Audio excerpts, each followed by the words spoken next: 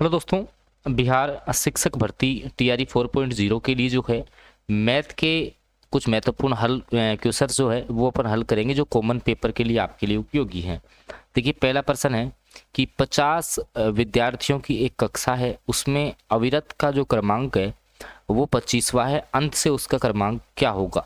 26वां, 27वां, 25वां। तो देखो भाई, कुल एक क्लास है, उसमें जो है 50 बच्चे हैं। कितने हैं टोटल स्टूडेंट? कुल जो बच्चे हैं वो 50 है। अब जब अपन उसको ऊपर से काउंट करते हैं तो वो आता है कितने नंबर पे? सर वो आ रहा है कितने पे? 25वें नंबर पे। तो अब हमको इसका स्थान बताना है कि सर इसका अंत से क्रमांक कौन सा होगा। अब अपन को पता है कि देखो, ये बिल्कुल नॉर्मल तरीके से भी आप निकाल सकते हो कि 25वें नंबर पे आ रहा है, मतलब इस साइड बच्चे कितने हैं? 25 हैं। तो 25 और ये किए 26, तो क्रमांक कौन सा हो गया? 26वां। आंसर तो 26 होगा इसका, कि चलो 26वां स्थान हो गया। अब भूल जाओ तो कैसे निकालेंगे? मान लो कि आप अपन एक फॉर्मूला याद रखते हैं कि कुल स्टूडेंट जो है वो आपके क्या होते हैं, तो नीचे से उसका क्रमांक प्लस ऊपर से क्रमांक माइनस वो क्या कर देते हैं अपन? 1 कर देते हैं। ठीक है ना? तो इस फॉर्मूले से भी निकालोगे तो आपका 26 आएगा। नॉर्मल भी आप निकाल लो। देखिए 50 बच्चे हैं, ऊपर से 25 बार है तो नीचे 25 बच्चे रह गए, 25 और 1 26, मतलब ये 2 बार काउंट होता है। ठीक है, याद रखना है इसको।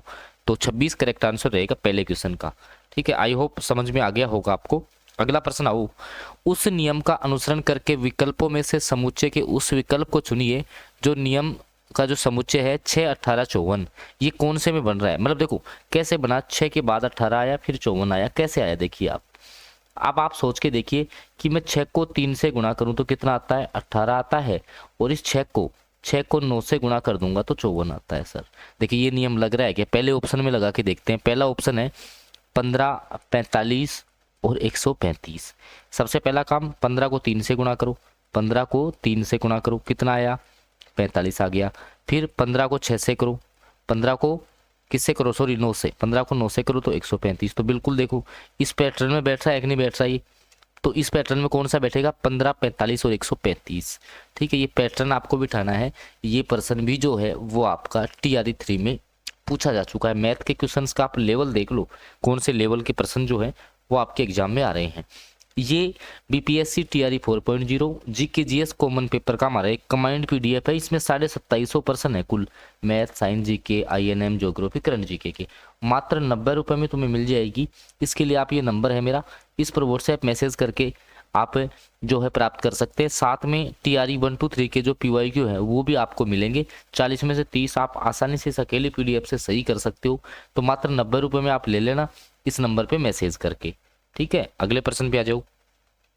अगला क्वेश्चन है कि सरल ब्याज की किस दर पर कोई धनराशि 24 वर्षों में अपनी 7 गुनी हो जाएगी?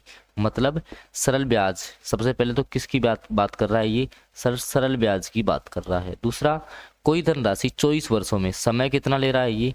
सर समय लग रहा है 24 वर्ष, 24 ईयर, और अपनी 7 गुनी हो जाती है। मान लो कि 1 रुपये था, कितना था? 1 रुपये था, तो ये कितना हो जाता है अपना? कितना? 7 गुना तो कितना हो जाएगा? 7 रुपये हो जाएगा ना भाई। 1 रुपये से 7 रुपये हो गया तो ब्याज कितना आया आपके पास? आप मेरे को ये बता दीजिए। 1 रुपये से 7 रुपये हुआ तो सर ब्याज क्या आ गए? 6 रुपये। 6 रुपये ब्याज आया ना। अब अपन को पता है क्या पूछा है इस पे, तो दर पूछिए। दर का फॉर्मूला ये होता है, दर बराबर क्या होता है? ब्याज गुणा 100। क्या होता है? ब्याज गुणा 100 बटे मूलधन गुणा समय। मूलधन गुणा समय, ये फॉर्मूला होता है आपका। अब इसमें आप वैल्यू पुट करिए।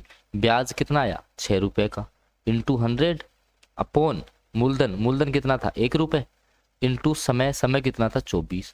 तो 6 को 100 से गुणा करेंगे तो कितना हो जाएगा? 600। 600 में 24 का आप भाग लगाओगे तो ये आपका आना है 25। तो कितनी परसेंट रेट आ गई आपकी? 25% पर एनम। ऑप्शन बी के साथ आप लोग चले जाएंगे। ठीक है, बिल्कुल इजी तरीके से समझिए। सारी मैथ आपको करवाऊंगा, बिल्कुल इजी तरीके से सारे प्रश्न करवाऊंगा। चैनल को सब्सक्राइब जो है आप लोग कर लेना। अगला प्रश्न आओ। नीचे दी गई श्रृंखला में प्रश्नवाचक चिन्ह के स्थान पर विकल्पों में से दी गई संख्याओं में से कौन सी संख्या आएगी? 17, 27, 38, 50, 63। मैं लिख लेता हूँ इसको।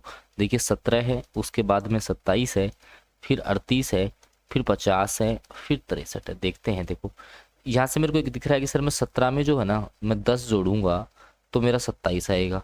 27 में 11 जोड़ रहा हूँ मैं, कितना जोड़ रहा हूँ? 11, तो 38 आ रहा है। 38 में 12 जोड़ रहा हूँ तो 50 आ रहा है।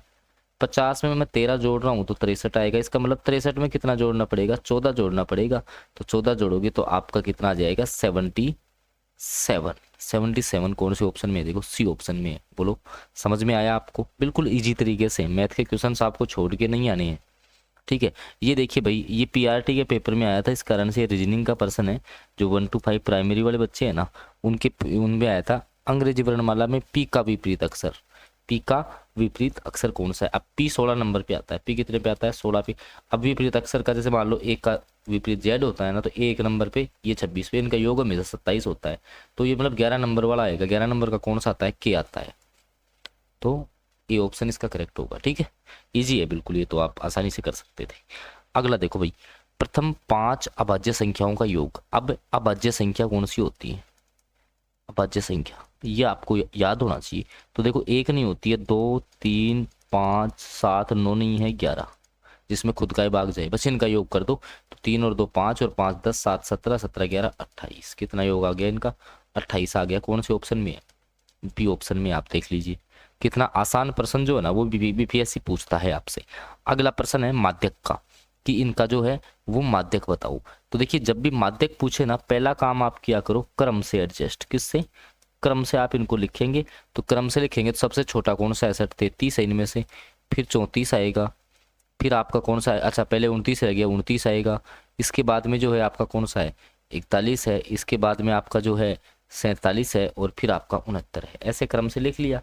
उसके बाद क्या करो, एक को यहाँ से काट दो, एक को यहाँ से, एक को यहाँ से काटो, एक को यहाँ से काटो, काट दिया।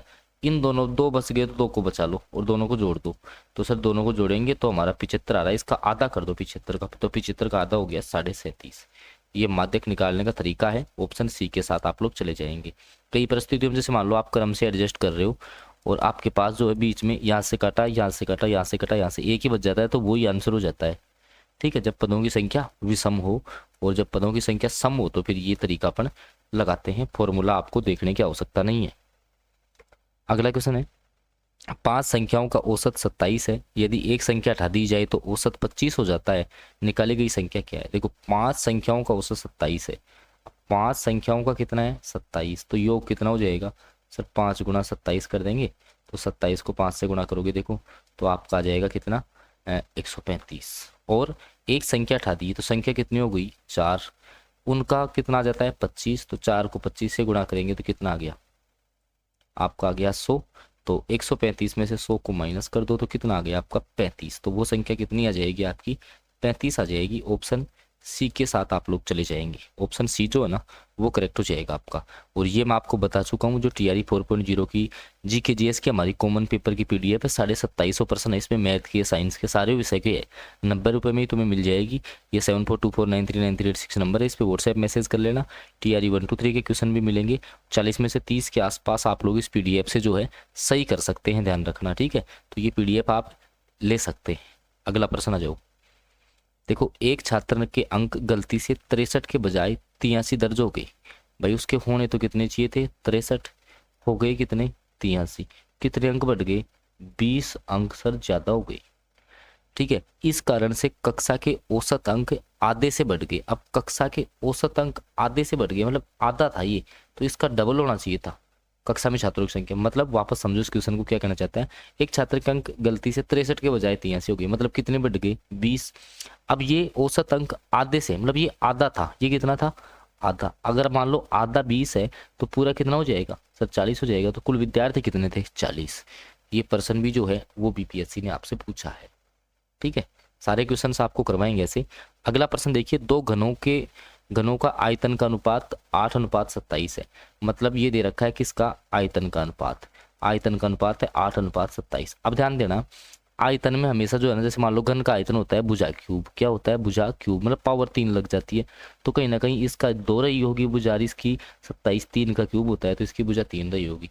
अगर मान लो भुजाओं का अनुपात पूछता तो 2:3 होता। पूछा क्या है क्षेत्रफल का अनुपात। अब क्षेत्रफल क्या होता है भुजा स्क्वायर होता है, क्षेत्रफल क्या होता है भुजा का स्क्वायर होता है। तो 2 का स्क्वायर 4 और 3 का 9, तो आंसर होगा आपका 4:9 वाला। ठीक है। अगर भुजाओं का अनुपात पूछता तो क्या हो जाता, 2:3 हो जाता। ये घन आपके क्वेश्चन भी जो है वो सारे करवाएंगे। पीडीएफ आपके लिए रामबाण है, मैं कह रहा हूँ 2750% आप लगा के चले जाना, 40 में से 30 तो आप वैसे ही प्राप्त कर लोगे, ये भी आप यहाँ से ले सकते हो। बाकी और पीडीएफ भी जो है आती रहेंगी अपनी, और क्लास भी आएंगी, तो आप चैनल सब्सक्राइब कर ले, साथ में बेल नोटिफिकेशन दबाएंगे तो आगे की वीडियो आपको मिल जाएंगे। धन्यवाद।